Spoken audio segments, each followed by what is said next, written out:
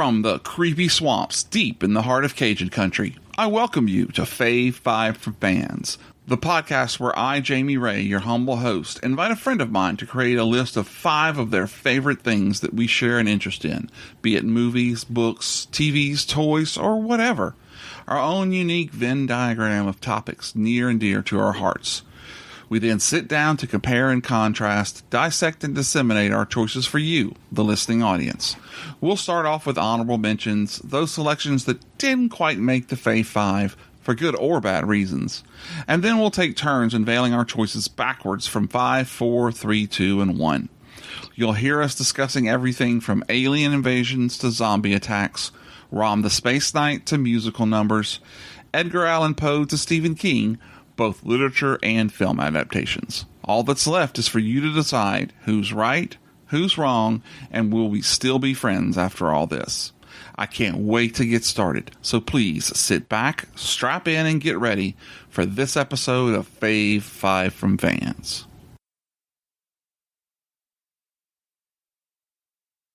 Hey there! Welcome to this episode of Fave Five From Fans. Very excited for today's show. We're going to be talking about one of my favorite directors of all time, John Carpenter.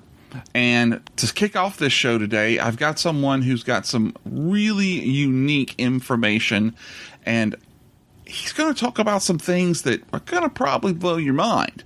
So put your hats on tight and get ready. My guest today is Tone Rodriguez. Hey, Tone, how you doing? Hey, what's up, Jamie? How are you? Oh, I'm doing well, man. On this this nice Saturday afternoon from right in the middle of the COVID-19 kerfluckle here. I'm glad to have you in the Plastic Microphone Studios. I love what you've done to the place. Thank you. So, Tone, you come with a very unique background to talk about John Carpenter films. Why don't you tell us a little bit about what brings you uniquely qualified for this episode? Yeah, see, but that's the thing.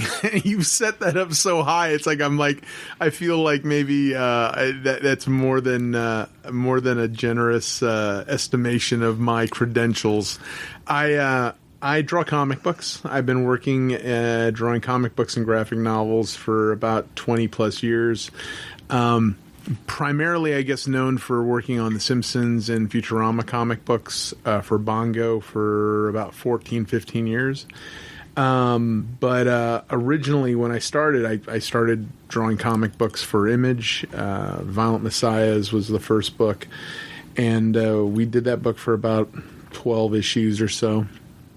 And just when I was getting ready to run away and try to do my own stuff, we ended up somehow finding this job to do a Snake Plissken Chronicles comic book, you know. Yeah, baby. So I can tell you some funny stories, but like I think they're just funny to me.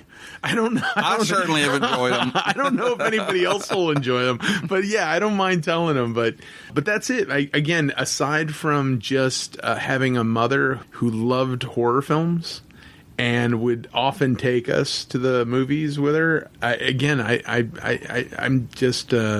I think just having spent some time with Mr. Carpenter doing that book, it's like I can count it like on one hand how many times we actually got to hang and stuff. But super cool guy, and if that's my credentials, then I'll gladly take it. That's good enough for us, man. That's good enough for us. First, when we get started, you're a comic artist. Where can people find your work? Are you doing anything right now you'd like to put out there for all 6 of my listeners? Well, for 5 of them at least. I'm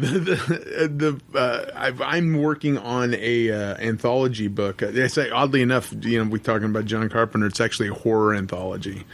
So I'm doing it with my buddy in Dallas, Rob Dieterle. The book is called OMG, a Horror Anthology. We're putting it out through his company, Aquitas Comics, and it's a horror anthology that basically covers just all those cool and interesting kind of things that we kind of like, urban legends, monsters, creatures. Just the book kind of does run a bit of a gambit to say it simply, I guess.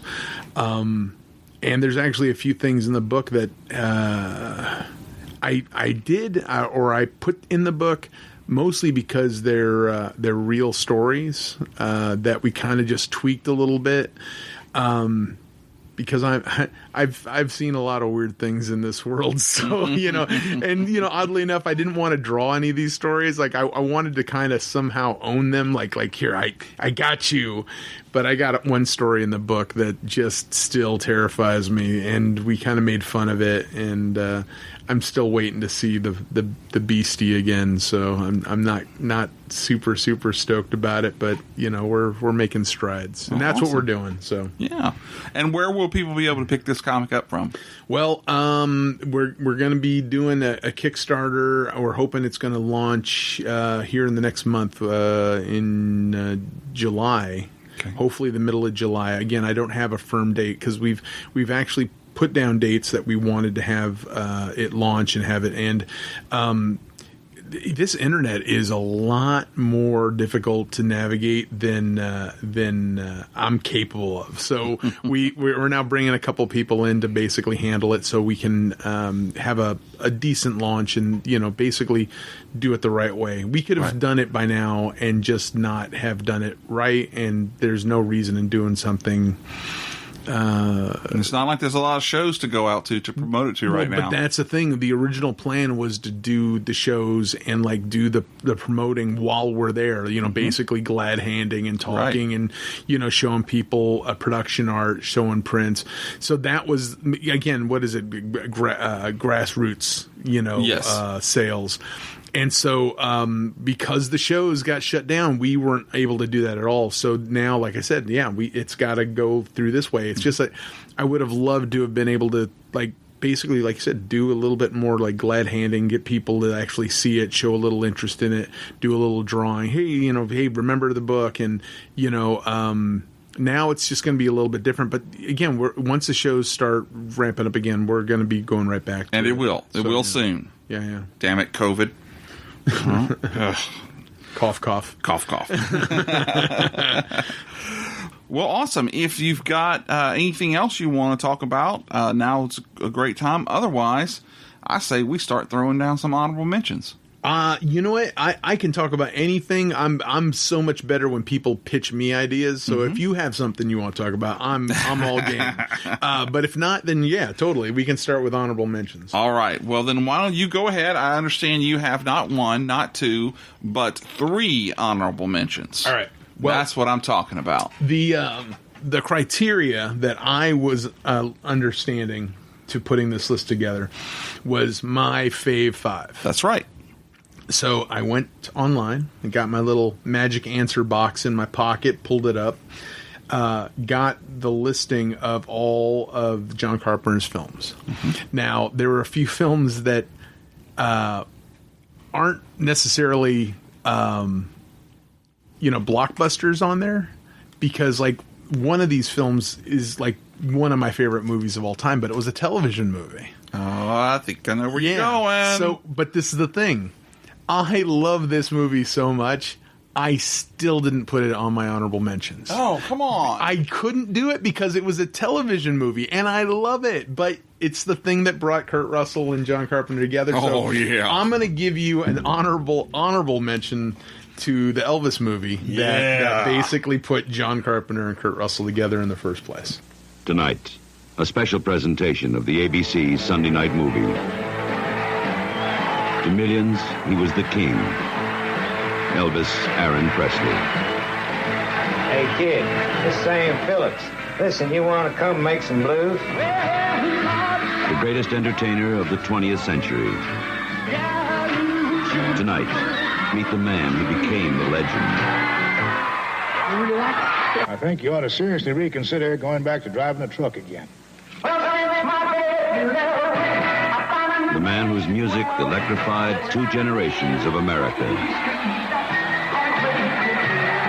now, Elvis Presley. Well, it's Saturday night and I just got paid. The simple country boy, the success changed forever. Have a time with a Saturday night, babe. I'm Elvis Presley. I'm Priscilla Bowie. Oh, my. The man the whole world fell in love with, You know, sometimes it's hard for me to think of you as just a girl. I've heard but never really knew. Well, then don't. your touch. I don't need none of you guys. You got that? Go on, you're fired. You're off the payroll, man. I can't take this anymore. Tonight, the myth becomes the man. The legend comes to life. The king lives again. Elvis. Get ready now, go back home, don't you? That's a love story right there, Oh my baby. God. So that's my top. Like, if it, again, it didn't quite make it because it wasn't a theatrical release, but I remember watching it as a kid.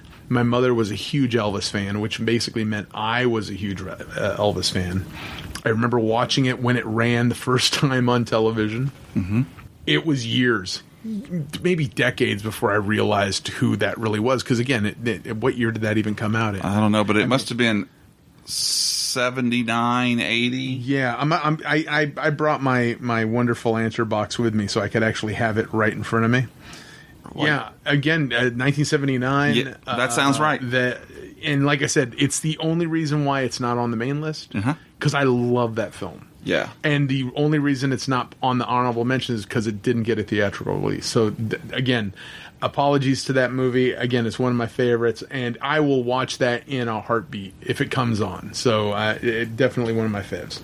Yeah. And again, that's the other thing. It's like, do people even watch regular television? Because, I mean, I don't watch TV. So, again, if I want to watch something, I find it online and boom, I'm watching it. But no, that's a good one. I'm right there with you. Okay, That's the cool, thing that cool. started the legacy, man. That's great. Awesome. So starting with my honorable mention, the movie that I think really, really made a huge impact on me, and I actually watched this movie with John Carpenter in the same theater. Yeah. Okay. God. This is years before I knew John at all. And it was at one of the Comic-Cons, and it's John Carpenter's Vampires. Here's the score. You've been bitten by a vampire. In the war against evil, You're gonna help us find him. they must do all they can He's there. to keep the enemy Time to kill some vampires. from a new battlefield. Open wide, baby. You can't kill me. James Woods, John Carpenter's Vampires, rated R, opens everywhere tomorrow. Yes, with James Woods. Oh, my Lord. I love that movie. But because I love so many of John's movies, Right. it didn't make the top 5. I'm with you. But I love that movie. I was so wanting to see a sequel with the same character. Like, they made sequels of that movie. Not right, but with total different. Totally. I think John Bon Jovi's in one of them. Exactly, And I'm that's just like, no, this is not right. Tina watched that one. I don't know if she liked it, but I will never think of that movie without thinking about the fishing scene. It's so great when they hook them up with the riches and pull them out. And pull them out. And then, oh man! And then the flares. As soon as they get out in the light, the flares go off, Yes. and it was so. It's funny because again, maybe if I were to like really sit there and watch it, maybe I'd feel like I was tearing it apart.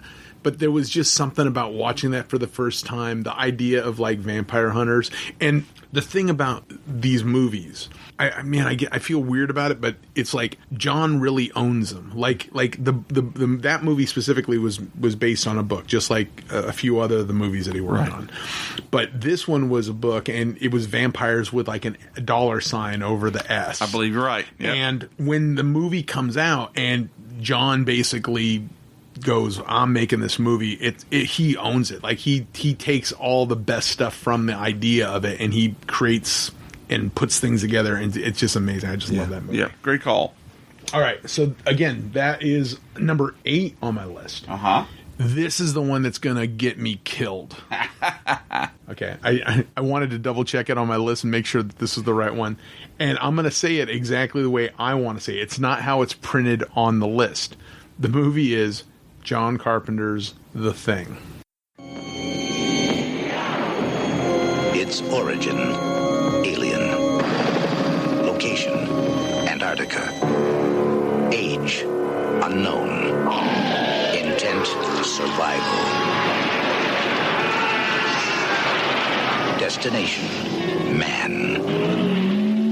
John Carpenter's The Thing, the ultimate in alien terror. Rated R. Starts Friday at a theater near you. Check newspapers for local listings. Now, the reason why I want to make sure that I say John Carpenter's The Thing is because that's the title of the movie. Right.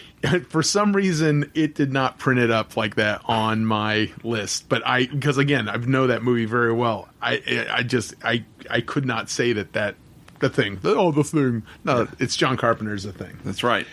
Movie's brilliant. Movie's great. Again, Kurt Russell. Oh, yeah. David Keith. David Keith. Mm-hmm.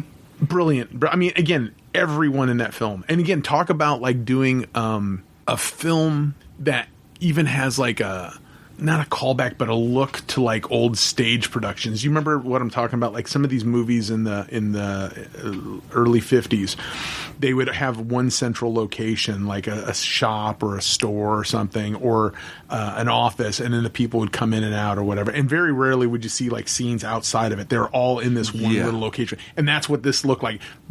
Why someone hasn't turned John Carpenter's The Thing into like a stage play. Uh-huh. Because again, they're literally in one location throughout most of the production of that film, which again saves a lot of money on, costs and this. But man, that movie's great. Yeah, they could do like they did with Alien and turn it into a High School Musical. Yeah, totally. Totally. Now, again, I know people love that, and I know that with a lot of people, that's probably their number one movie. I totally get it. I apologize. I'm just saying no need to. This is your mine. List. All right. So the last honorable mention is another kick in the teeth that I know people are going to be upset with me about, and it is They Live. From John Carpenter. They control what you see. We have been lulled into a trance. They decide what you hear. Wake up! They're all about you, all around you. You think they're people, just like you. What do these things want, and why are they here? You're wrong.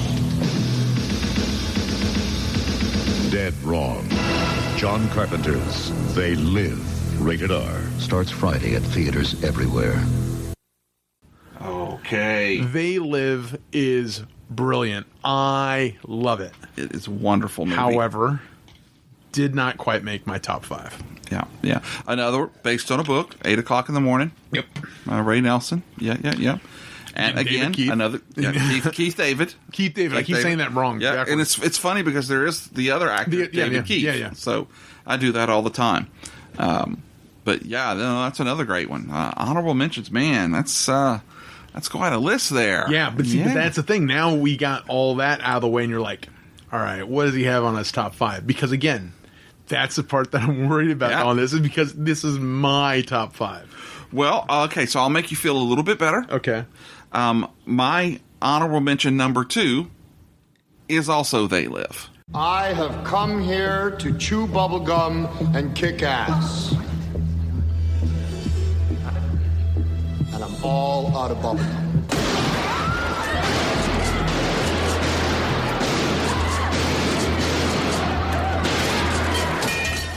Okay, so it made your honorable mention. It made an honorable mention list. Great. I think November 1988. It had a budget of $3 million and made $13 million. Yes. So, I mean, it did pretty well there for them. The movie follows the unnamed drifter. I think they refer to him as Nada. Of course, Roddy Piper, who discovers it through special sunglasses that the 1%ers that are all around us are actually aliens. And they've been concealing their identities and manipulating people. And, of course, you're going to see all these, the iconic black and white scenes that tell you to obey and to purchase and to buy. And the great, 15-minute long street fight between between Nada and Frank Armitage to get Frank to put on a pair of the glasses to see. Mm-hmm. That's, oh man, it sticks with me. And this is the first on my list of movies that you will hear the name George Buckflower, because he plays a drifter and an alien collaborator in this movie. And Buck shows up in a lot of my favorite John Carpenter films. So that's my number 2 honorable mention. My number 1 honorable mention, and this is tough because if you know me, you know that I love this film. I'm talking about 1986's Big Trouble in Little China. Remember the name Jack Burton. Who? Jack Burton. Me. Where's Jack? Jack! Everybody relax, I'm here. How are you going to spring us? I have no idea. He's coming to rescue your summer. Hey, what more can a guy ask for? Big Trouble in Little China. Rated PG-13. Starts Wednesday, July 2nd at a theater near you. John came in with an amazing movie. $19 million budget. Only made about $11 million. Big Trouble in Little China. Big Trouble in Little China. My number 2. No way, really? That's how high that movie rates awesome. For me. Well, I'll tell you, I'm going to stop right there. Okay. And when we get to your number 2, I want to go in depth on that film. Gotcha.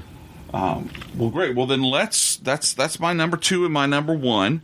Why don't we go ahead and shoot right over to your number 5? Okay. Number 5. So, number 5 on my list. And again, these are my favorite movies. I remember watching this in the movie theater with my mother. Mm-hmm. Movie absolutely scared me silly. Okay. Christine. Oh, man, that's a good one. Yeah.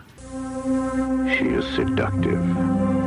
She is passionate. She is Christine, a 1958 Plymouth Fury with a taste for blood. Nothing you can do can stop her, because how do you kill something that can't possibly be alive? Christine, body by Plymouth, soul by Satan, rated R. Watch out for her soon at a theater near you. I kind of feel weird about it, but I'll give you a reason why it's a little low on my list, even though They Live is brilliant. You know, again, that's the thing. I remember having that moment with my mother. Like, again, my mother loved horror films. Yeah. She loved going to the theater. But, my father, not so much. He couldn't sit still for 2.5 hours. Mm-hmm. So my mother didn't really get a chance to go to the movies a lot. But when she did, on the odd occasion, it generally was for a horror film, and she would drag us along. So this movie is literally one of the ones that really made me love horror films. Yeah. And then I'll give you this. Up until the point when I started working with John, didn't realize it was his film. Oh, really? I have no idea how that could have happened, because I had the video. I think I wasn't paying as much attention to the movies as I do now. Well, so the movie came out in 1983. How old were you at that point? I was 15. Okay, 15. So, yeah. All right. So again, still a kid, but still scared. I wasn't the one going, hey, I want to go see those movies. I just went because my mom went. Right. And so at that point in your life, you're also probably haven't, just like I hadn't, really honed the skill of, oh man, look at those lens flares. That's a John Carpenter signature. And the sounds. Oh my God, the sounds in that movie. Yeah, Jehoshaphat. I mean, everything about that, like you said, like do you call it a screech, a squelch? What is that sound? Yeah, he does it so well, though. Oh my God. But you see, that's the other thing. We can sit here and talk about his music all day long. Oh, that's a whole nother show. Because the fact that he was able to do that kind of stuff and control it. And it's one of the reasons why this one's lower on my list than a couple of the other ones. Mm-hmm. And it's because he didn't write this one. Right. He did have an amazing book to work from. And again, I wasn't being conscious about it when I was putting them on my list. I went ahead and I put them on my list and I said, okay, this one, this one, this one. And I just kind of went to myself, it's like, if I really had to put down which ones were my favorite, this was the one that is still my favorite, but had to be number 5. Somebody had to be number 5. That's right. Okay. That's right. So that one there. Oh my God. And this one did pretty well. I mean, it had a box office of about 21 million, and I think it only cost about 10 to work. So it kind of makes you feel not only it was kind of a perfect combination. I mean, you have a Stephen King novel, and then you have John Carpenter directing it, coming off the heels of The Fog and Thing and Halloween. So he was making a big name for himself there. So absolutely. I'm actually a little surprised it didn't do even better than it did back in the day. Gotcha. But still, $21 million. That's pretty awesome. The only other weird little story I have about this movie is, again, like I said, saw it with my mom. Mm-hmm. When I did some work for Dexter, right? The TV show about the serial killer Dexter. And when I was working on the artwork for The Dark Defender, they went ahead and got a hold of me and said, "Hey, would you be interested in being in the episode?" And I said, "Well, what do you mean, like, being in the episode?" And they said, "Well, we have the guy that is the killer, and we have, like, the guy that's the killee." And he says, "Well, you could be either one. It's like, we'd love for you to do it." And prior to this, they wanted me to play another character on the show. And I was just, does this guy get killed? Like, does he end up on the table wrapped up in saran wrap? And I was a big monster of a beast-looking guy. I says, "Did he get wrapped up in the saran?" "Oh, yeah." I said, "Yeah, I don't want to do that." I'll do the other guy. Thanks.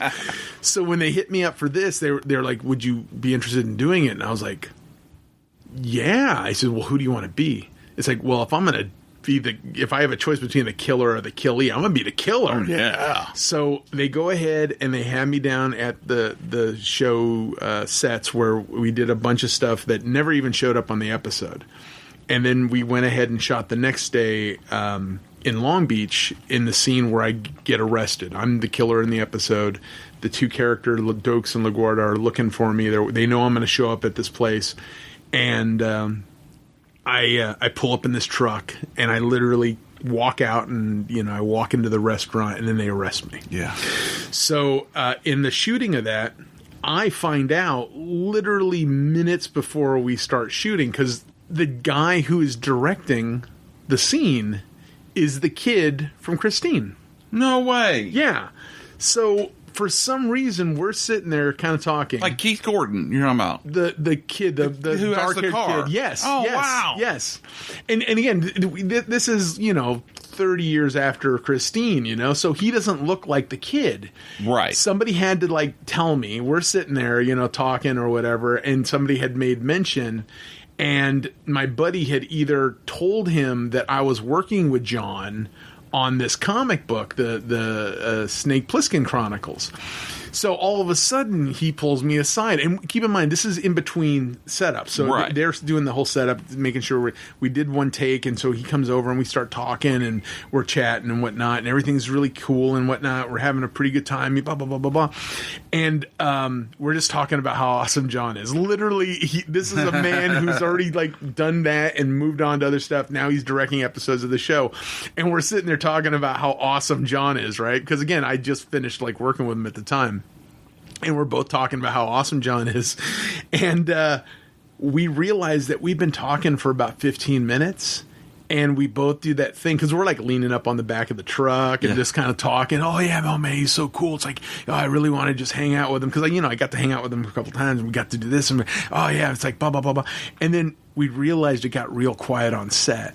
And we both kind of did that thing where we kind of looked around.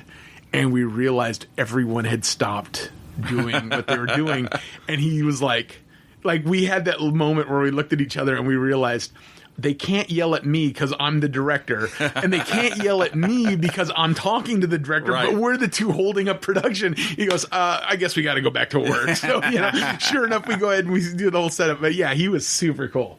Yeah, no, that's an awesome one. Okay. Another sweet dude. Super awesome guy. Yeah. All right. So that was my number 5. All right. So my number 5 is one of his earliest films. And I just love this movie for the sheer brutality that it has in it. From 1976, Assault on Precinct 13. On Saturday, 6 members of the gang known as Street Thunder were ambushed by the police. On Sunday, the warlords of Street Thunder swore a blood oath to avenge their dead. Assault on Precinct 13. It's war in the streets. It's terror in the night. It's the most shattering assault on a police station in history. Assault on Precinct 13. Rated R. Under 17, not admitted without parent. You know what? I love that film. Yeah. I just couldn't put it on the list. I couldn't, because again, I love these other movies so much more because of the timing and everything. I didn't know about Assault on Precinct 13 until after I was working with John, and I was looking at all the posters in their office. Right. And I remember just looking at it and thinking to myself, it's like, man, I've never even heard that. Like even Dark Star. Really? Had never heard of it. And again, small independent film, right? Yeah. I mean, this movie had a budget of like $100,000. You know, it was so low budget, low key.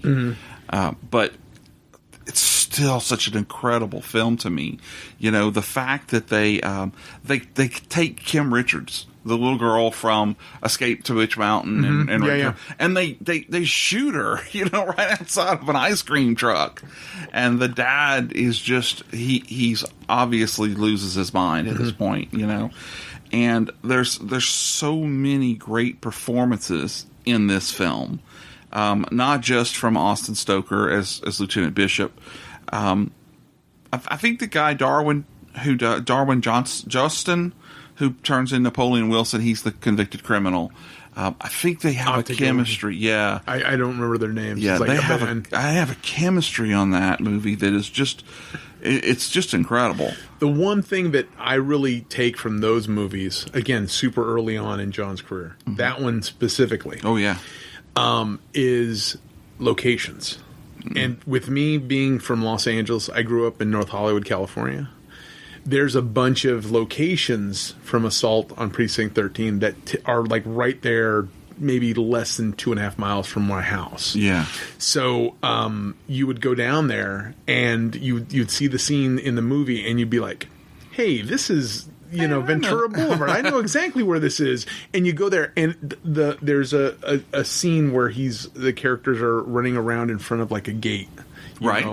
And it's the back of the parking lot of the police station. And it's still there. And what that parking lot is actually overflow parking for the Hollywood Bowl. Oh, it just has like those gates that are just sitting there. And I don't know if he actually had permits to shoot there. Yeah, because that's not. the stuff. A lot of that stuff they just kind of went out and then shot like guerrilla warfare kind of filming. It's good enough for George Romero, you know. Whatever it takes, man. Yeah. One of the coolest things that sticks out in this movie for me is the fact that one of the actresses who plays the role of Julie, who is, I believe, one of the... She like answers the phones or something with the police station as it's closing down on its last day. The actress's name is actually Nancy Loomis, and I thought that was just so. I didn't have a chance to go back and look it up to see what the relationship between her and Carpenter were, because of course you've got Dr. Sam Loomis, yes, later on played by Donald Pleasance, and I was like, that is just such a unique name. That can't be a coincidence. No, I really do believe, not knowing the story, I really do believe that just like me, when I create characters, I generally name characters after people I know. Yeah. I think I may have told you I'm working on one of the stories for the OMG book. Yeah. And one of the characters just happens to be Jamie. Yeah, handsome guy in this movie. Oh yeah, incredibly good-looking guy. But it's just very easy to basically go, you know what, I want this kind of characteristic from this person, or I want this, or this is what I'm thinking.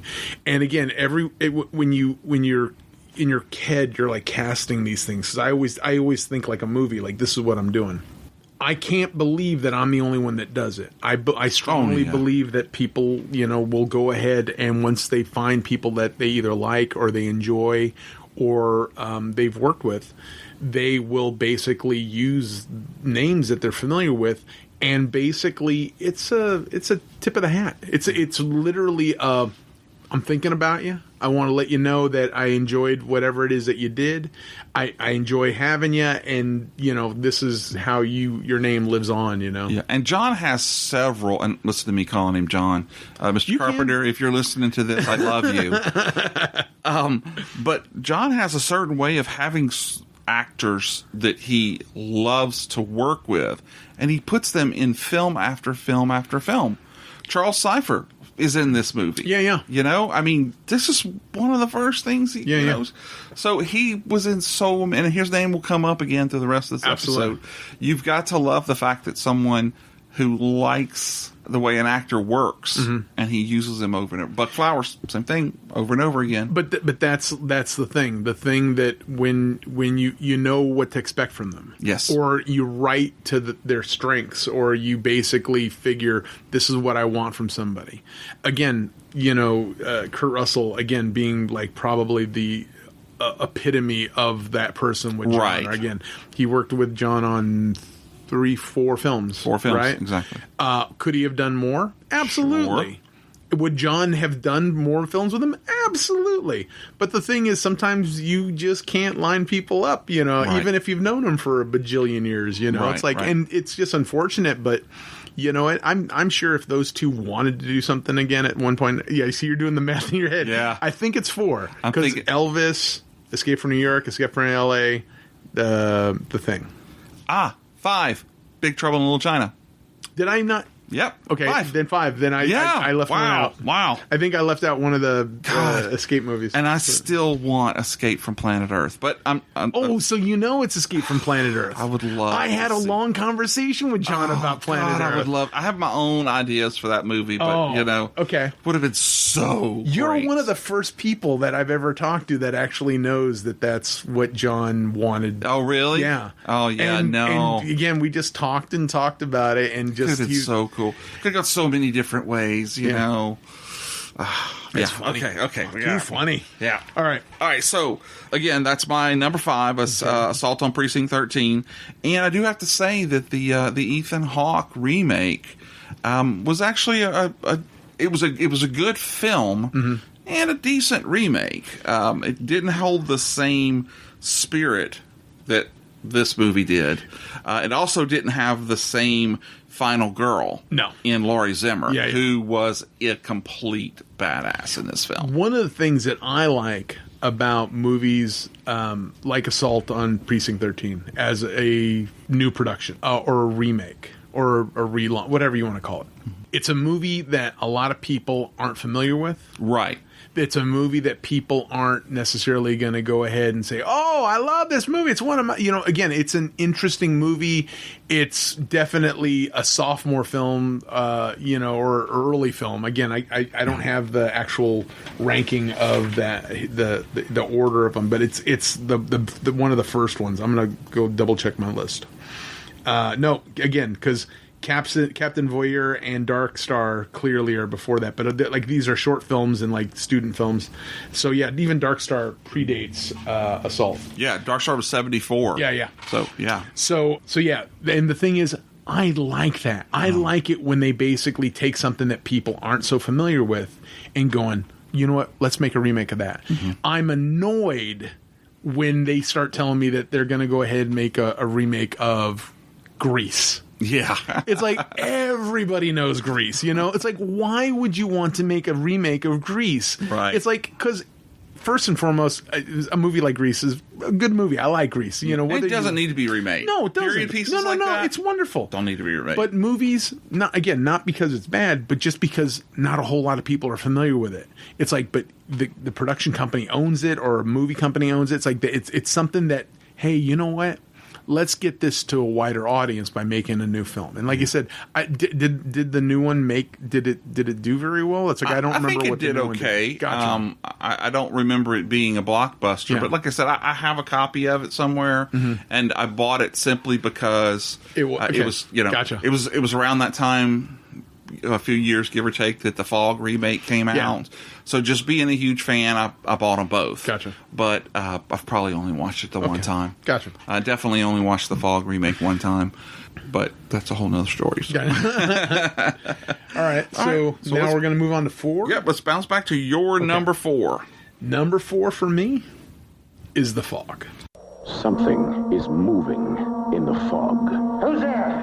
Something not quite human. Who is that? In Halloween, John Carpenter created a night of absolute fear. Now, he has conjured an evil so intense, not even the dawn can drive it away. The Fog, a study in unrelenting terror. Rated R. It's a match! Oh, really? High Number five. 4. High five. Woo. Yes, All right. sir. You've got good tastes.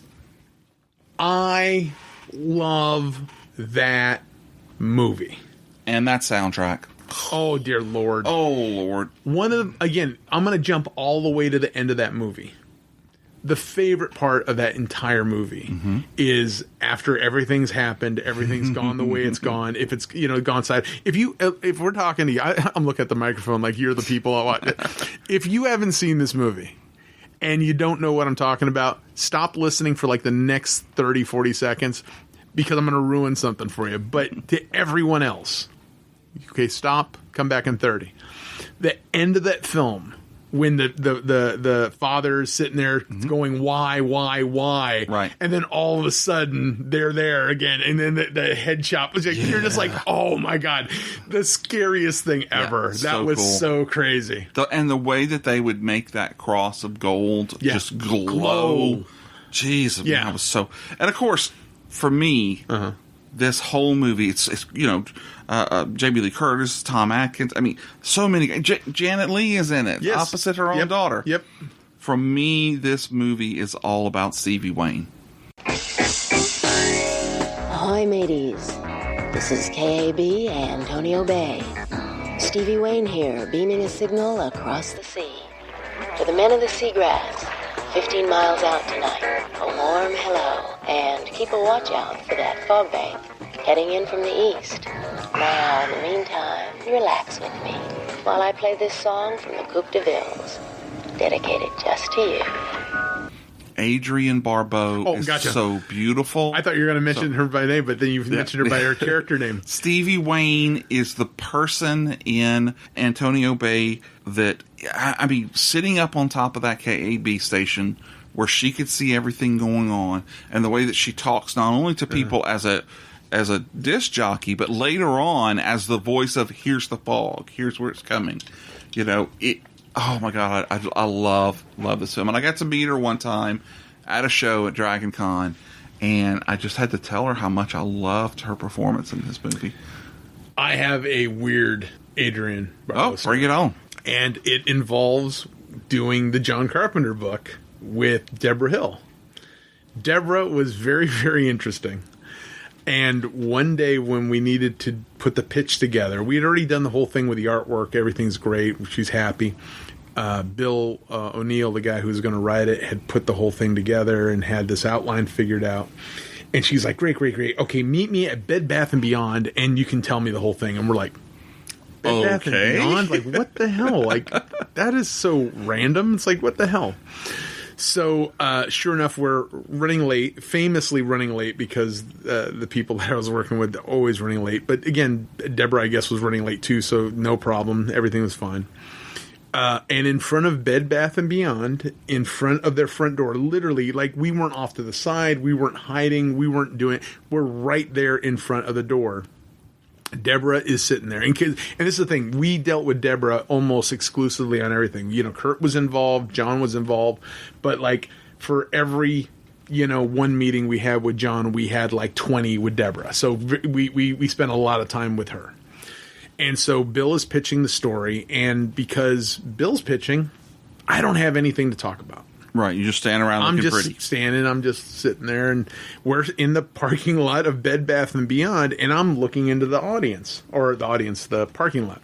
And so we're like in this circle, and Bill is in front of me. Jan is off at 1 o'clock, and then Deborah's at 3, and I'm just sitting there. And I've already heard the story, so I know what the whole pitch is, and I'm people watching because I got nothing. Again, they've already seen my work. They know what I can do, so I'm fine. So I'm just standing there, and I see this woman get out of a car, I don't know, 20 yards away from me. And this is before I'm married. I don't even think I have a regular steady girlfriend at this point in time. So, I'm looking. Yeah. And this woman starts walking toward the door, and I'm thinking, she's gorgeous. Mm-hmm. Lovely. And she's walking toward us, and she's getting closer and closer and closer. And she gets to the point where she's about 30 feet from me, and I immediately realize it's Adrienne Barbeau. No way. And so I start going, hey, to Bill in the middle of this pitch. And Bill looks at me like I'm insane. Yeah. Jan looks at me like, what the are you doing? And Deborah looks at me like I'm insane. And that just pissed me off. I'm like, all right, F y'all. I'm just going to sit here. And so I just sat there and I watched her walk right toward us. And so I went ahead, and for anybody who can't see this, obviously, because it's a radio audio thing, she walks up. I'm looking her dead in the eye, and she looks me dead in the eye. She's smiling, and so I go ahead and I do that thing where I mouth that hi. I don't say it. I just go hi. And my mouth opens up and hi, and she goes ahead and she walks by and she looks at me and she goes hi back. And she doesn't say anything. She walks right past me, and I'm just like, wow. Like, she is delightful, and she walks right past me. Bill goes ahead and finishes his pitch. So she doesn't realize that's... Deborah's just standing there. She's focused on this idiot, and this idiot didn't want me to bother him, and so I'm just like, okay, F y'all. I'm just going to sit here, and I acknowledged her. Uh-huh. And so, but this is what happens. They finish the pitch. Deborah's like, great, let's get this going. When can you have blah, blah, blah, blah. Okay, we start talking, blah, blah, blah. And so once we're all done with the business... Jan, I think, turns to me and goes, yeah, what was all that about? And then Bill jumps in there and goes, yeah, what was that all about? And I said, oh, well, I just thought it was weird that we're all sitting here talking about the Snake Plissken thing. And while we were sitting here, Adrienne Barbeau just walked past us. And you're like, what? And all of a sudden, Deborah runs inside the Bed Bath & Beyond. Funny. And so Bill is Bill doesn't believe anything. Bill's lived in Los Angeles for like 8 years at this point. Never seen a celebrity like in public. Really? Never seen. And every time, like, we'll be walking someplace and somebody will walk right past us, and we'll get to the car. And I said, hey man, did you see the Miley Cyrus or something? And he'll be like, what? Like, where? And he'll turn and look. It's like, yeah, they were sitting right there in front of us in the restaurant. We sat right. Like, I remember one time we were there. We were eating right next to Natalie Cole. Natalie Cole was sitting right next to me, and I'm just like, man, it's like I'm having lunch with Natalie Cole. Never saw her. And so when we leave, I was like, man, did you think that weird, right? Natalie Cole's sitting there. It's like, what? It's like, yeah, she was crazy. So Deborah runs inside, frantically looking for, and I just imagine she's, running around like a maniac because she was animated. And Bill is like, are you sure? And I'm like, hey guys, she's got to come out at some point. So, whatever. So Deborah runs back out and she goes, I didn't see her. And she's got like this kind of like, not nasty kind of like sounding, but she's just displeased, like, to bother because I made her run inside to look for an old associate or something. And so I'm like, look, it was her. It's like, are you sure? It's like, look, we can just sit here for a few minutes. This isn't a movie theater where we got to wait 2 hours for her to come out. It's like, she'll be out eventually. Yeah. And so sure enough, after about, 10 minutes, because again, she'd walked past, 10 minutes had gone by in the middle of the whole pitch. So again, another 10 minutes, she starts walking out. And of course, there she is. And I said, see, there she is right there. And of course, Deborah loses. Oh my God. Adrienne looks, oh my God. Big hugs and everything. And I just look at Bill like, told you. She was delightful. Yeah. Sweet. The only other time I actually saw her was at a signing years later for one of her books, a Hollywood thing. I can't remember what the name of the book was, but it was like a horror story based on like Hollywood stuff. I wish I could remember what the name of the book was. I have it. I just don't remember what it is. Yeah. But she was very nice. I don't think she remembered me. No, I saw her again at another event. We were at a show up in Stockton, California. Okay. And we rode the elevator down, and I kind of wanted to go, hey, remember that one time? And I didn't want to bother. Bed Bath & Beyond. Yeah. Oh, that would have just kicked it. Like, she would have been beside herself because I don't look the same. Like I said, I dropped all this weight. She wouldn't have recognized me. And I never had an opportunity to go mention it to her. But the only other time I saw her was at Deborah's funeral. Oh, yeah. And again, another one of those somber things where you don't talk to them, you leave her alone. Right. But yeah, she was delightful. I had a babysitter that I thought, like, for the longest time, I thought it was her. Really? Yeah, we had a babysitter, and she looked like dead ringer for her. And so, like, for years, I kind of wanted it. Because, again, it's not like I was a little kid, It's like she was 19 when I was probably like 10 or something, Yeah. And I just remember this woman coming over, babysitting us once or twice, and just thinking like she was awesome. And then I see her in a movie, I was like, oh, that's our babysitter. So anyway, The thing I love about her performance in this film is obviously it's her voice. But she's got two voices in that movie. She's got that sexy radio voice, right? Hello, everybody, and then she has a "Come on, man, what do you want?" And she's talking to Charles Cyphers, and she didn't play it like dopey, she didn't play it for kicks. She didn't play it for this is my regular voice, and then this is the sultry, sexy, velvety, voice on the radio. And it worked really well. And again, the cast was a strong cast. Oh, yeah, so many people. I mean, we talked about Hal Holbrook already. He turns in an amazing performance. Yep. Janet Leigh as Miss Williams. Yep. And Nancy Loomis plays Sandy. Yes. Again, in there. But once again, we get to see Buck Flowers as Tommy Wallace, one of the fishermen, I believe. Yep. And so many great people, including, you got to talk about John Houseman at the very beginning. Yes. Oh my God. Telling that story. Telling the tale. Yeah. I love the fact that there's a place out online that will tell you if you pull up the movie and you start it at one particular time, that when he is saying it's midnight and it'll hit that time in real time too. And I was like, oh, that's kind of interesting. Interesting, yeah. So, well, anyway, okay. Well, that was our duel number 4. So why don't we pop back to you? What's your number 3? Number 3. Because of the work I did with John, I really wanted to make this number 1, but couldn't do it because number 1 is strong. Mm-hmm. So my number 3 is Escape from New York. Okay. This is New York City in 1997. The United States Police Force has its headquarters on the Statue of Liberty because in 1997, the entire city is a walled maximum security prison. Breaking out is impossible. Breaking in is insane. John Carpenter's Escape from New York. Starts Friday at the Town Cinema and the Sundown. Rated restricted adult. So, of course, since there's so many good movies and it's so hard to pare down, that is actually my number 1 movie. Is it? It is. Okay. I love that film so much. Okay. The second one, I'm not going to talk about. Really? Why? Yeah. Well, just because I feel that they are two completely different movies. Both, I mean, sure, it's the same thing. Let's take Snake and force him to go and do this. But the first one was just so dark and gritty. And the second one felt much more polished, I thought. Okay. And so watching it, I was just, it's the same character. I get that. And it's a progression of that character. I get that. But it just didn't have the same feelings for me.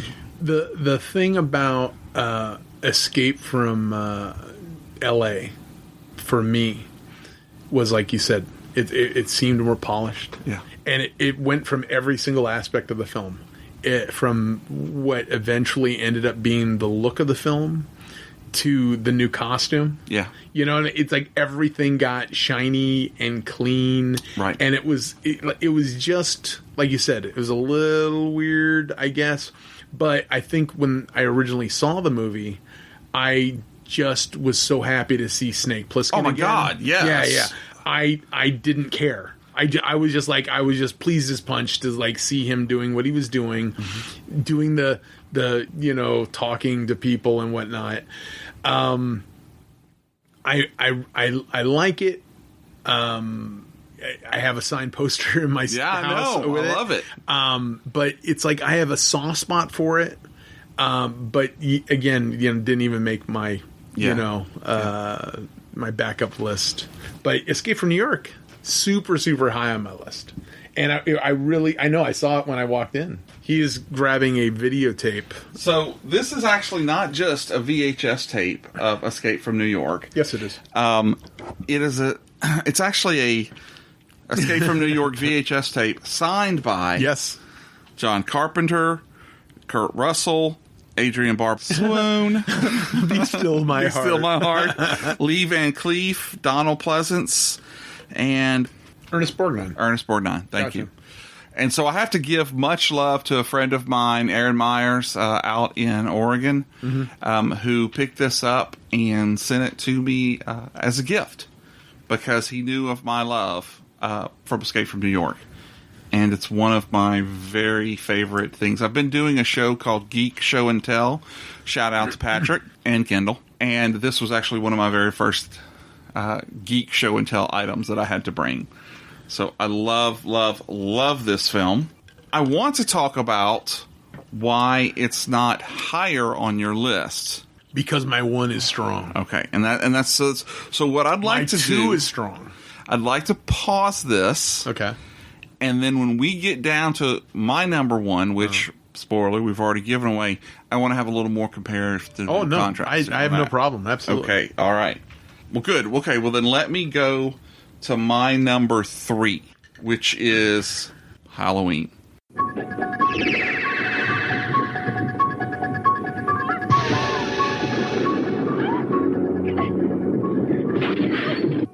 I think he'll come back.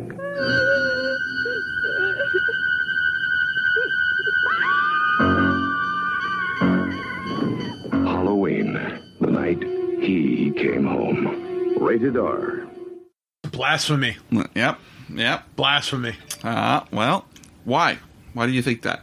Because, I guess I can't talk about it yet. Oh, okay. Okay. All right, well then that's fine. Let's then go to your number 2, and let's talk about Big Trouble in Little China for a little bit. How do you know Big Trouble in Little China is my number 2? Because you told me already. Did I really? Yes, you did. Wow, you take good notes. I try to. For a moment, I thought you were being psychic. Hey, I've got 6 people depending on me to do a great show. Oh, especially in Norway. Okay. Because, I'm being picked up there now. Oh, very kind of a big deal. All right, you are a big deal. Okay, yeah. Number 2 is Big Trouble in Little China. This is Jack Burton in the Pork Chop Express, and I'm talking to whoever's listening out there. Like I told my last wife, I says, honey, I never drive faster than I can see. Besides that, it's all in the reflexes.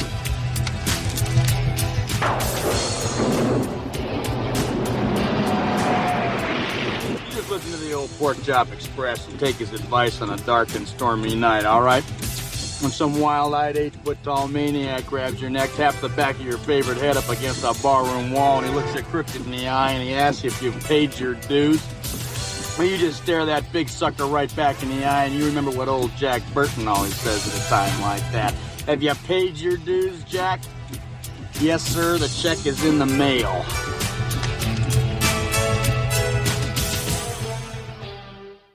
Another movie, sadly, that was a great movie, but $19 million budget, $11 million in box office. Yeah.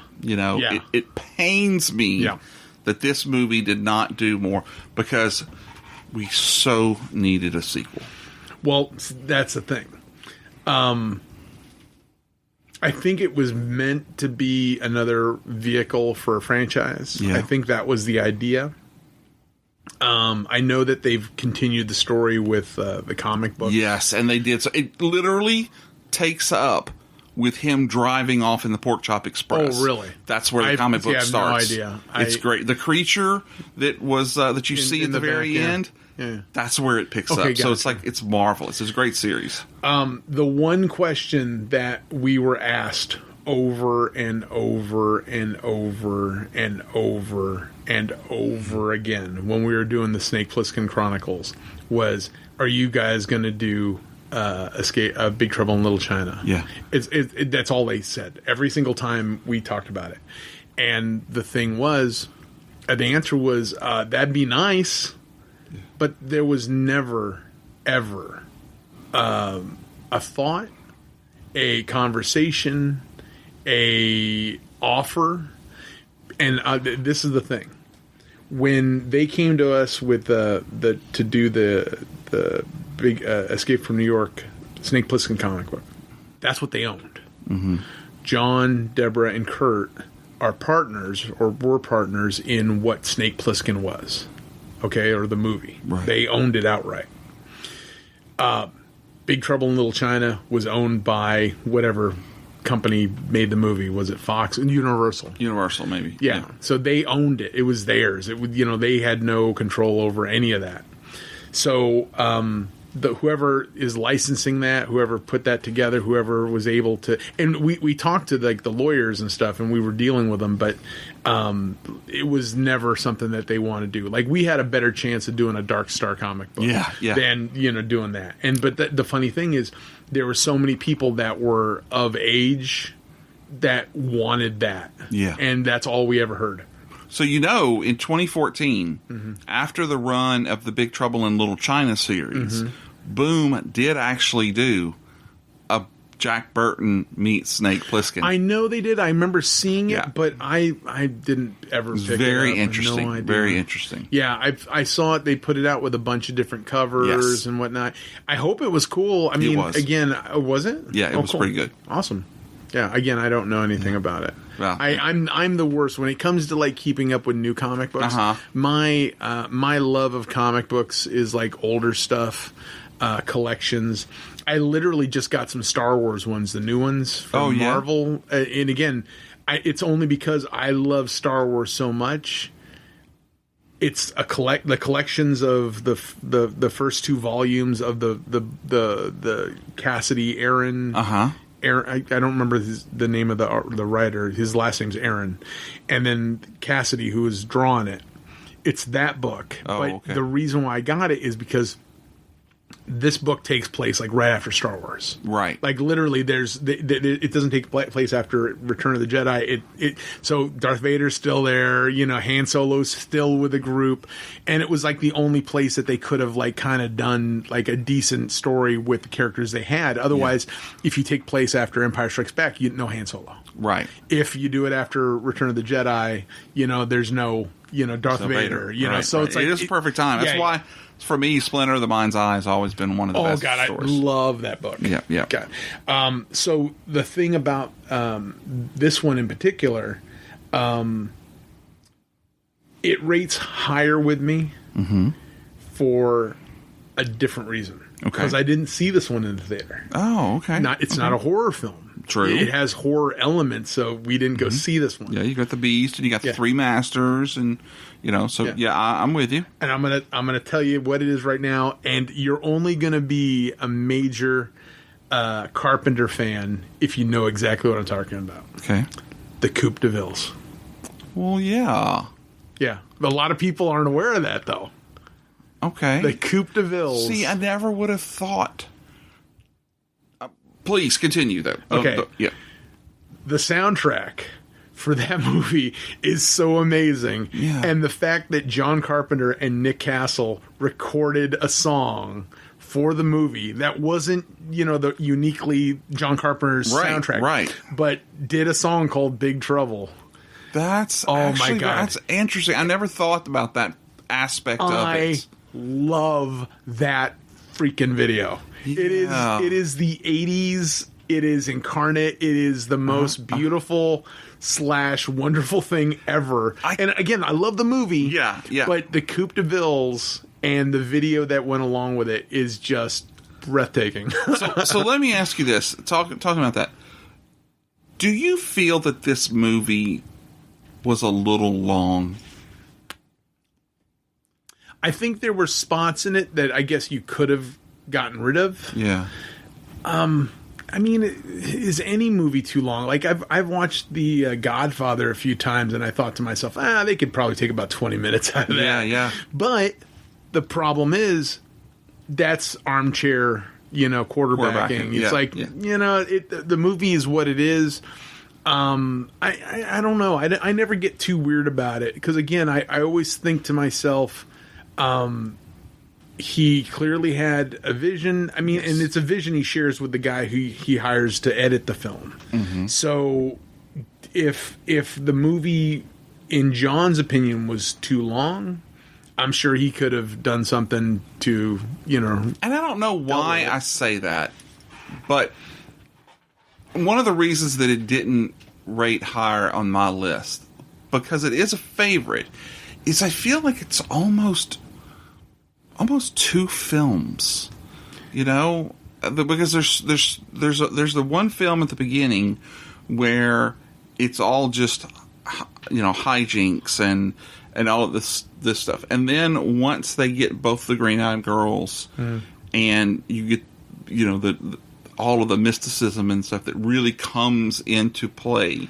Gotcha. And it kind of feels like it's 2 films, In a weird way for me, I think it's more about getting sucked into that totally different world. Yeah. It's like, as the character is not wrapped up in this, he's just a regular guy. Regular. And then you realize that, he falls farther and farther into the rabbit hole, and basically when you get to the end and they start having the sword fight, and all that, and the rings and everything, you're just like, what the hell is going on here? Yeah. And, the neon, again, it's a product of the 80s. It really is. It is.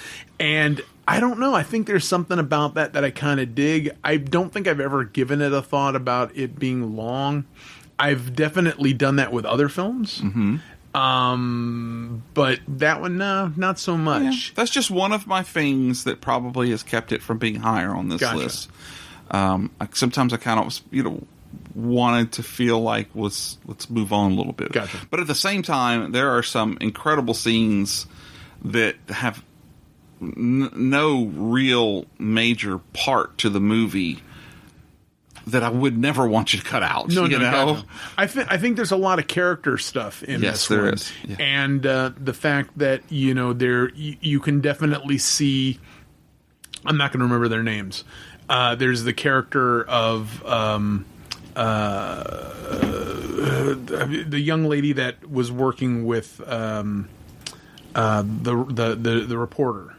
So the Kim Cattrall character? The Kim Cattrall, but she had that assistant that she was dealing with. Oh. And again, I won't remember her name. There. I won't remember her character name either. But she then kind of has a thing for the other guy, the other buddy. Remember Wayne? the guy, Wayne Chi? the host in the restaurant? Oh. So what I'm saying is, without knowing their names straight up, because again, it's been a while since I've seen the movie, there's a lot of setup and closure. Yes. You can see that these two are going to end up together. And the whole time you're waiting for Jack and Kim Cattrall's character to be together. And then you get to the end and you're like, wow, that was weird. I didn't see that coming. Because again, everything seemed to really close up really nicely. Yeah. And that was the one thing that you're just like, hey, well, how did that happen? Yeah. Because again, they defeated, Chow Sing. I want to say Chow Sing, but I know that's David Lopan? Lopan, there you go. Yeah. So all of that kind of go, but the one thing that I do love about that movie, I love the little bits of comedy that are in that film, because it breaks the mood, it lightens it a little bit. It doesn't take it so seriously that you. Again, man, when the tough guy's a tough guy the whole time, it's like, imagine watching these movies with any of these A-list tough guys. It's like, all right, yeah, okay, we know he's a tough guy. It's like that doesn't impress me. It's like Jackie Chan. Jackie Chan would always talk about the difference between Bruce Lee and Jackie Chan, where Bruce Lee would punch somebody and he'd punch him, whoa, and then Jackie Chan's character would like punch somebody and then shake his hand for like a few seconds, like, ow, that hurt. Yeah, you know, it does hurt when you hit somebody. But that's the comedy that I really dig, and because like again, he still hit the guy. Mm-hmm. But there was that release because, you know, like, sometimes a punch doesn't feel good on the person who's given it, too. That's right. So, I don't know. I don't think I've ever given it much thought about it being too long, but I really, really, really enjoy it. And then, like I said, the Coupe de Villes. Yeah. Gosh, damn, I just love that. Yeah, that's a great one. And again, anything with Nick Castle. Again, love Nick Castle. Yeah. Yeah. Now, again, Nick Castle as Nick Castle, or the actor, or somebody playing somebody named Nick Castle, like they did The Fog. Exactly. So, I love that. I love the play on words. So, that's a great number 2. So, I am now going to talk about my number 2 that I have been chewing on since the second title that you mentioned, because my number 2 is John Carpenter's The Thing from 1982. Its origin, alien. Location, Antarctica. Age, unknown. Intent, survival. Destination, man. John Carpenter's The Thing, the ultimate in alien terror. Rated R. Starts Friday at a theater near you. Check newspapers for local listings. This movie just blew my mind. It is, obviously it is a loving homage to The Thing from Another World. Yes. We know what an amazing story that was, but it was really strictly more of a sci-fi film. Absolutely. And so he was able to take more, I think, out of the Who Goes There story from John Campbell Jr. and turn it into not just a horror film, but a psychological thriller. Mm-hmm. Because it's not just the way that, yes, we've got a monster in here, and that monster become anything, or anyone that we want. It's, okay, now I can't trust anybody. Yeah. The way that these characters played off of each other and against each other, from going from one moment to the next, you just didn't know who you could trust. And at the end of the movie, you've got the two characters of MacReady and Childs, and you still don't know which one. I mean, we assume that Kurt Russell is not an alien, obviously, from the things that he's doing, but could he be an alien and doesn't know it? So I've always loved this movie. It's one of the ones that Lily and I are going to watch here pretty soon as part of her preteen horror films. Gotcha. And I'm very interested to see what she thinks of it. And you really can't talk about this movie without talking about the prequel that's also called The Thing. Why they did that, I don't know. But with Mary Elizabeth Winstead, have you had a chance to see that one? I know I've seen bits and pieces of it. I didn't watch the whole thing. I really enjoyed it, but it was a completely different feel to the movie. Yeah. I mean, it's the same thing. It leads up to the movie. Well, so right. the movie's still canon. But yeah, it was weird that they would do that. But I think that movie suffers from possibly the same problems that like Superman Returns has. They, when they made Superman Returns, they really wanted it to be like a sequel to like Superman 2. Yeah. And the thing is, when you have that big of a gap between those movies, and then you try to honor every single bit of that original movie, you kind of do a disservice to the whole thing. It's like, so it's just weird. Yeah. I did love the fact that the very last scene in the movie is the Norwegians following the dog in the helicopter. See, but again, I saw that and I was kind of like, okay, I get that. I understand. Without having ever seen the movie all the way through, I can't basically make too many comments about it. But like I said, I think there's part of that thing where they really wanted to pay tribute to the original movie without taking anything away from it. But when you try to tie it in, maybe it doesn't work. But I don't know, man. I have no idea. Yeah. Again, having the original John Carpenter's The Thing come out in 1982, maybe if I would have seen it like 2 or 3 years before, and there, because there's like no women in the movie. It's maybe I would have been more into it because being a kid. It's like, but at that point, we had already seen Ginger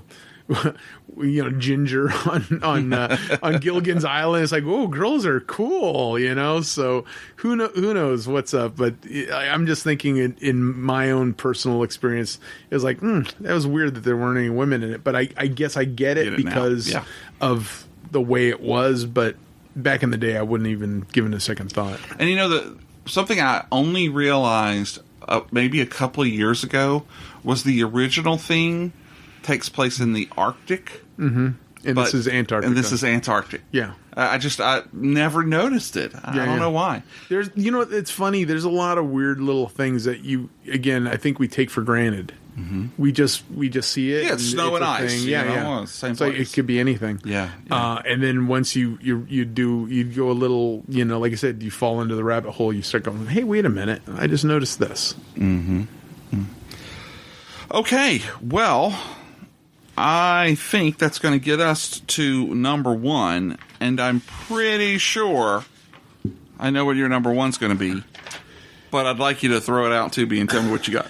Number one, Memoirs of an Invisible Man. You got it! I'm kidding. Yeah, that would be too. I like that movie just fine. It is not my number one movie. Yeah. I do love Chevy Chase. I do love that movie. But my top movie is Halloween. Halloween. Oh, I'm gotta be. I thought for sure you were going to be like, what? One of the movies we haven't talked about that I really enjoyed too, didn't make the list, was Body Bags. You know what? Haven't seen it. I'll be honest with you. I've seen bits and pieces of it. Haven't seen it all the way through. He actually is in it as well, right? John Carpenter. He plays a mortician / ghoul. Okay. Who in this morgue, as they move the bodies and stuff around, they tell the story of what's going on here. And he plays this really great kind of like a Zachary looking character, and he's got some great one-liners. But at one point, he is, and I understand this was a joke given to him by Ron Jeremy, where he's trying to Ron Jeremy, Jesus Christ, she's trying to push a woman in a tray into the cubby to be saved, and there are two things standing in the way of him getting her in. And I'm like, oh my God, what am I watching here? But it was really an interesting film. But anyway, I feel bad because, like I said, it's like I think out of all the movies that are on this list, I think there's only that movie, and I've only seen parts of Ghost of Mars. Yeah, but I've seen everything else. See, I love Ghost of Mars. No, I like what I like, but it was hard to get through, and I don't ever want to sit there and like just go, I didn't like it. Well, I haven't seen the whole thing. Right. I'm never going to sit there and say I don't like something if I've never finished it. It's such a weird is not the right word. Eclectic cast, too. Well, I mean Ice Cube, Natasha Henstridge, Pam Grier. Yeah. Again, Joanne Cassidy. Yeah. So it's a great cast. But I definitely need to spend more time. And who knows? If again, I would love to like watch a couple of these movies and like see if they somehow were to make honorable mention at the very least. But I'll be honest with you, it's very difficult to make that number one. Yeah. And I'm going to give you a heads up. Halloween is such a good movie. I rank it up there. I have two movies that when I basically tell people, look, as a storyteller, as a person who draws comics and does sequential storytelling in the graphic novel sense, Halloween and like the original Superman, the Donner film, the Superman, just number one, original Superman film, are really amazing storytelling pieces. John Carpenter, just like Richard Donner, uses the entire screen to set up the mood, to set up some of the scariest stuff that happens in that film is when you've got the panorama or the letterbox shot of the screen and you have a character over here on the right, and then all of a sudden in the background in the left the character pops up and does something, and the fact that this is our canvas and we're going to utilize it. And again, some of the scary in that movie actually comes straight from Nick Castle. Like it's not a direction that he got from somebody. It was just something that he did, and John was like, that's it. Yeah. So again, talk about like happy coincidences or happy accidents. Just like, was it Bob Rossi, the painter, Bob Ross? No mistakes. Yeah, it's all just a happy little accident. So like some of the scariest stuff is, the head turn.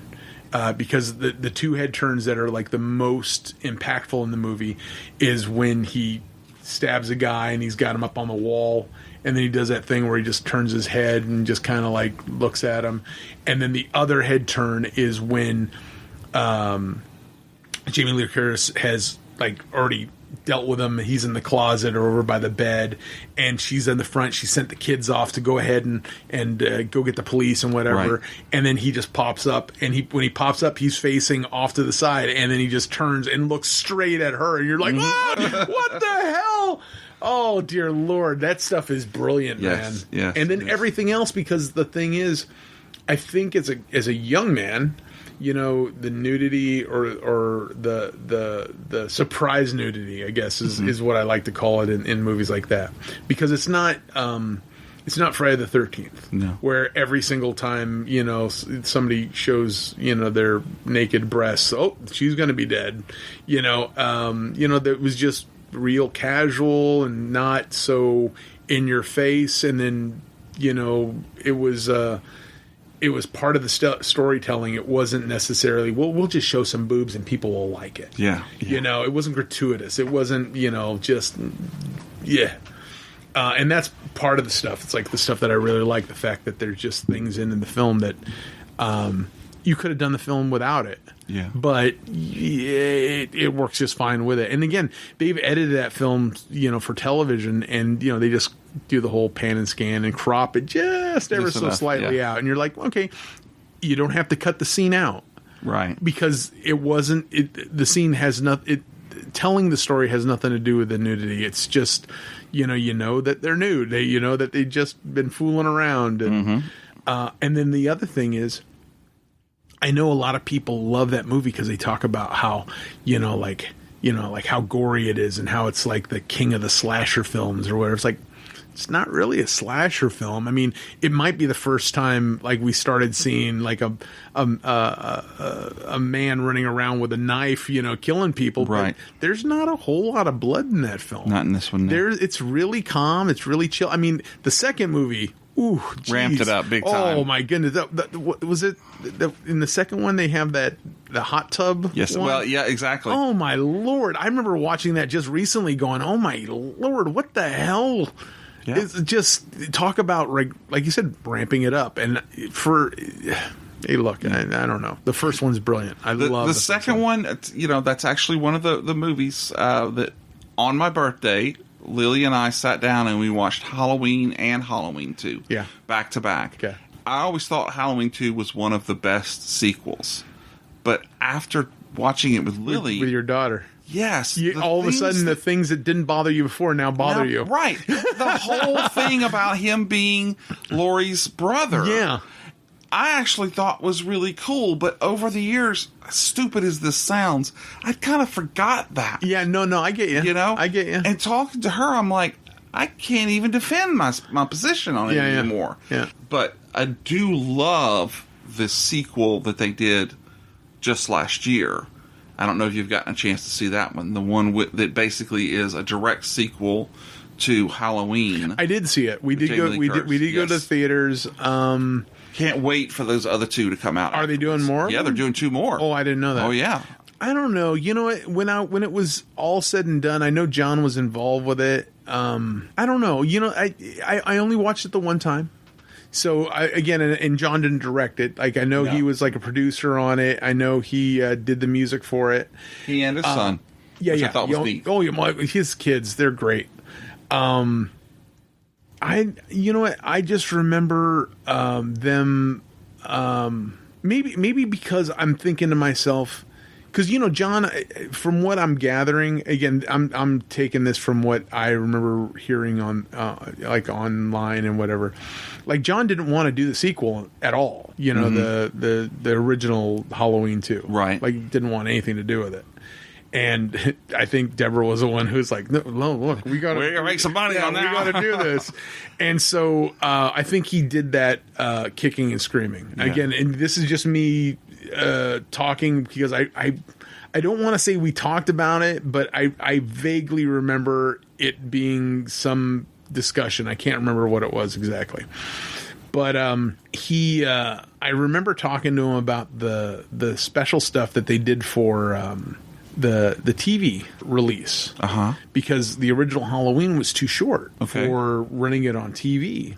So I have it at the house. There's a special collection or special edition of it where it's the like the television version of it. Right. So it still has the nudity in it, but it has the stuff that they had to reshoot to round out what essentially would have been a 2-hour movie running time on television, which I don't remember how long it was, because again, the original Halloween movie is actually kind of short, right?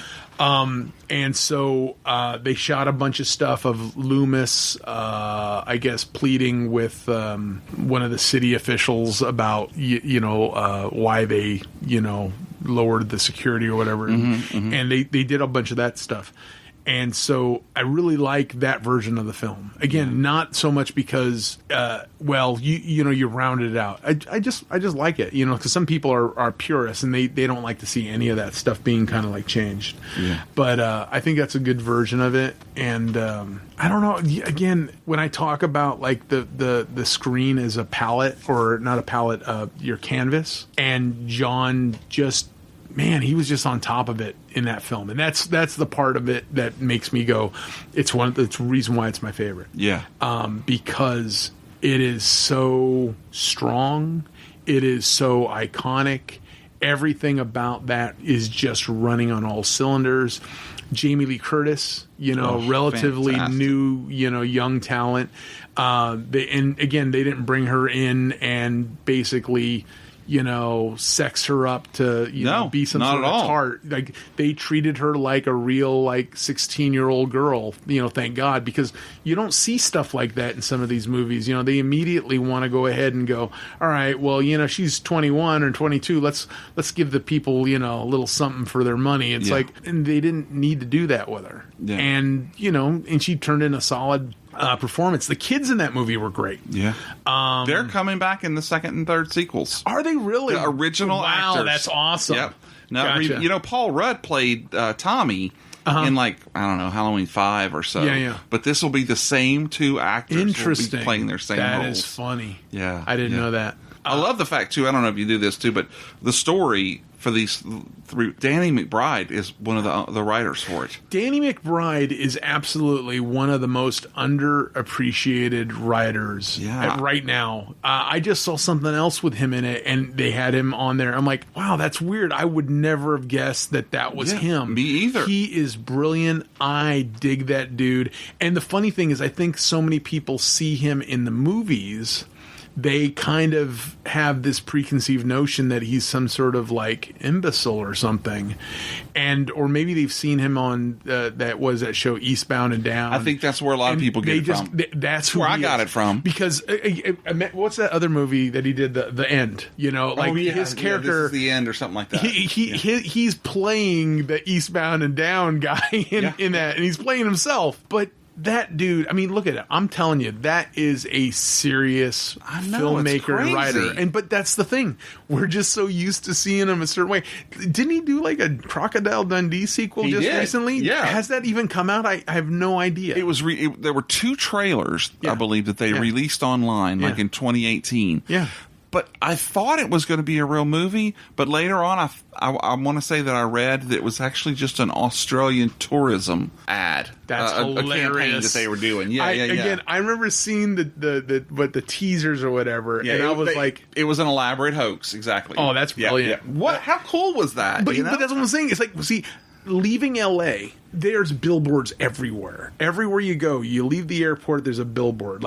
I was just in L.A. not too long ago, and I bet the Pennyworth show was on whatever channel it was. Yeah. Okay. I had no idea that show was out. No idea. And I love Batman. And again, I don't go spend a whole lot of time on the internet. I don't spend a lot of time researching this stuff and looking at certain things. So I'm riding through LA and I'm looking at these signs man, what the hell is this? And what the hell is that? It's and I'm looking there was another movie that with puppets in it, and I forget what it was called. And I was looking at these billboards and I'm what the hell? And it's because now that I'm out here, I am not exposed to all this advertising. Yeah. And so I know nothing unless I go to the movie theaters and I see a trailer or it's some sort of huge blockbuster that everybody knows about. Right. I'm kind of like out of the loop, and it feels weird because I like it. Mm-hmm. I used to go to the movies with my buddies on a Friday night or a Saturday night, and we'd be like, all right, it's 8 o'clock. Okay, that one starts at 8:15. This one starts at 8:45. Oh, if you want to see that one, we have to wait an hour. Yeah. You know, and then when you had to figure out which one you're going to do, whether or not you had time to get your popcorn and soda, and or if you were going to wait 2 hours and then you were going to go grab something to eat, you know. Yeah. We went to the movies not knowing what we were going to see. And so the last time I remember going to the movies and watching a movie that I had no knowledge about was The Matrix. Oh, wow. And so I went to the movies not knowing, what's The Matrix? I don't know. Let's go watch The Matrix. And that movie just blew me away. Yeah. I miss being surprised going to the movies. Mm-hmm. So, yeah. So, like, the whole time that Danny McBride thing, I've been waiting for that movie. It's like, man, I can't wait for this movie to come out. It's going to be crazy. Yeah, and right now we can't even go to the movies. No, tell me about it. Oh, even worse. Yeah. No. That's funny. All right. Awesome. So yeah, but Danny McBride, did you say he's working on the Halloween stuff? Yeah, because I think he wrote the other one, right? He wrote the first one with the guy with 3 names, the man with 3 names. Yes. Okay. So David Gordon Green. David Gordon Green. Yeah. Yeah. So he did write that one. Okay. Yeah, cool. And then there was a third guy, Jeff. Okay. Jeff H. something. I think if people pay a little more attention to what they're consuming, I think they'd be very surprised at what he's up to. And I didn't know this until watching the DVD, the special features afterwards. Uh-huh. And the scene comes up, and they're sitting. It was such a cool background, by the way. Okay. They're doing interviews with like Jamie Lee Curtis and with the 3 of them and everything, and they're literally sitting in front of the Michael Myers house built on a stage, and it's got Strode Realty sign in the front of it. Just such a cool set. Okay. But anyway, so they interviewed her, and then they interviewed David Gordon Green, and then there's a scene with like these 3 guys, and it's Danny McBride in the middle, and the director who I just saw. I'm like, what the hell's this guy doing here? Yeah, you know? And then you find out he was the co-writer. But that's the thing. It's like, I remember seeing his name on something, and I was like, yeah, that's got to be a different Danny McBride. Mm-hmm. Like, that doesn't make any sense. Because, again, I'm used to this. Right. And so, like I said, it's like, well, why can't somebody who is known for this, why can't he do this? Right. And I think we have this notion in our heads that everyone should fit in this vessel. If this is what you do, this is the vessel you work in, and that's what you do. And clearly, you know, there are some people that can work over here, and they can work over here, and they work over here. Again, Hollywood's full of that. I mean, there's so many writers that used to write under pseudonyms, other names, just because they wouldn't get hired to work on certain projects because people associated them with their original projects. So the only way to basically get a second life, because they'd either end up on a blacklist or people just wouldn't hire them because they didn't want any of that sappy whatever they were putting out. Right. They'd have to write under different names. I mean, even authors do it all the time. Oh, sure. Oh, my God, it's crazy. Stephen King did it. You know? Bachman books and stuff. Yep. So, no, I feel you, man. Crazy. Yeah, it's crazy. So, it's definitely a great one, and I'm the only thing I'm a little hesitant about is it sure looks like he is going to be burned to a crisp at the end of the first movie. Well, that was the thing that kind of bothered me when they ended the movie. I'm like, all right, they just put the final nail in this coffin. Right. Like, I'm thinking to myself, okay, this is what they wanted to do. They wanted to end this. And so basically the young girl in that movie is now the new killer, because they have that scene with her with a knife or something in the back of the truck or whatever. Yeah. And the whole time I'm like, ooh, this is going to be interesting. And I'm kind of like now wondering, it's like, ooh, was that just a mislead? Because, again, back in the 80s when they were doing, like, the Friday the 13th, there's always some sort of mislead. And then, of course, they come back to the next movie, and then it's totally different. Yeah. So who knows? I mean, I'd like to see more of it, especially if he's involved with it. You know, again, I only went to go see it because I know that John was partially involved with it. Right. I think executive producer. Yeah. And so I thought to myself, he's not going to do It's not. He's not going to do something he doesn't want to do. Yeah.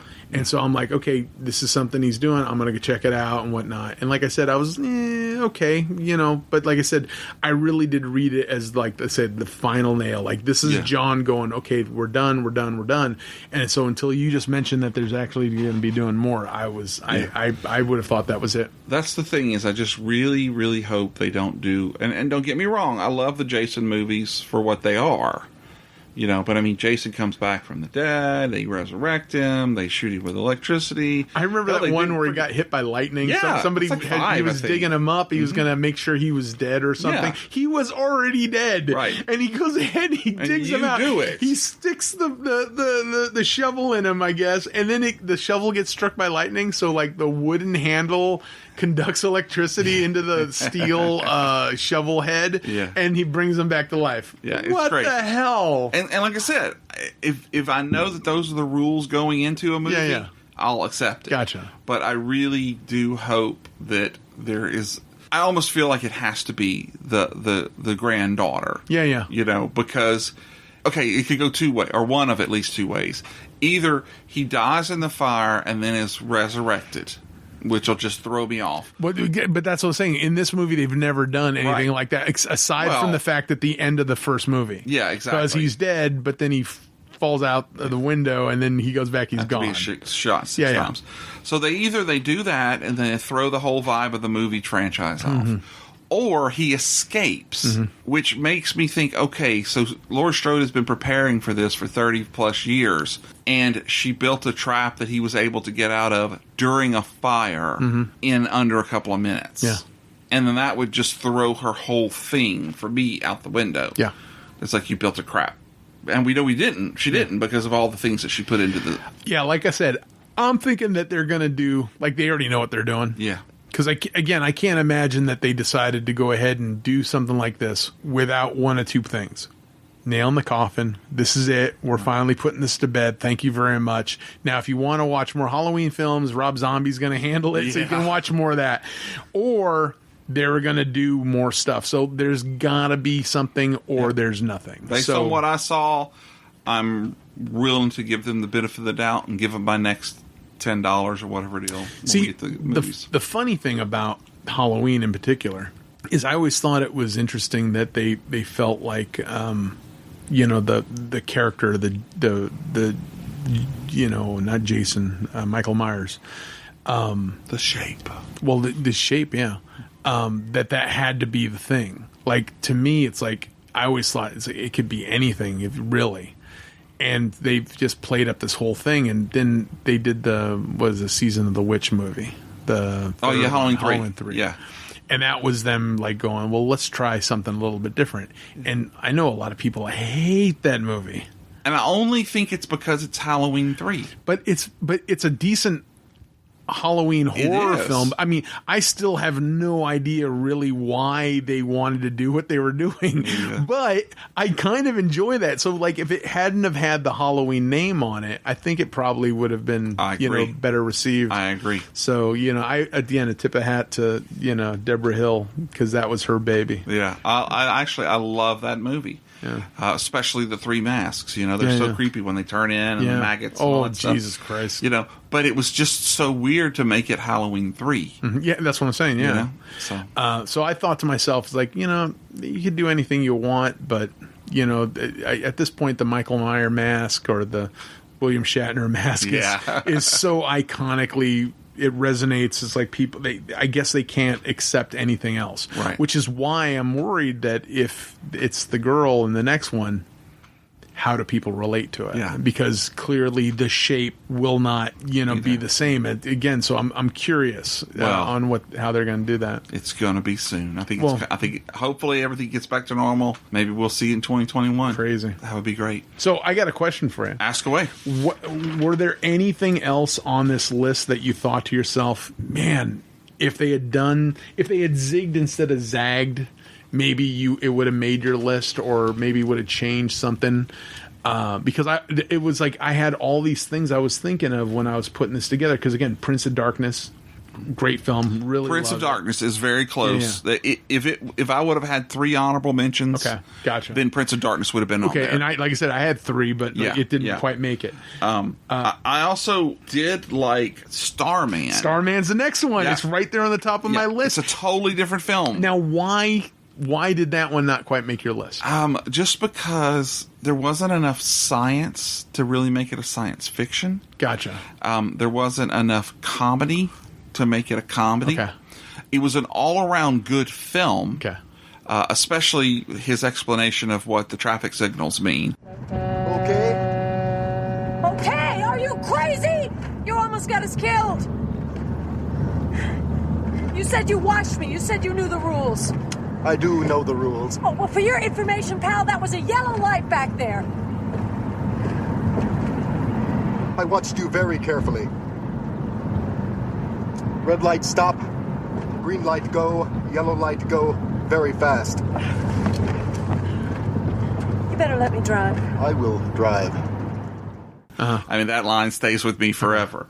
But that one was very close to making the list as well. The only thing that drives me nuts about Starman is Jeff Bridges. Yeah. I mean, I like Jeff Bridges in just about everything. There was just something about that, what do you call it, when he's just walking around, just kind of like doing that thing, like pigeon walking is the only thing I can call. Yeah. You know, he's just like eyes wide open, just kind of like unable to comprehend anything.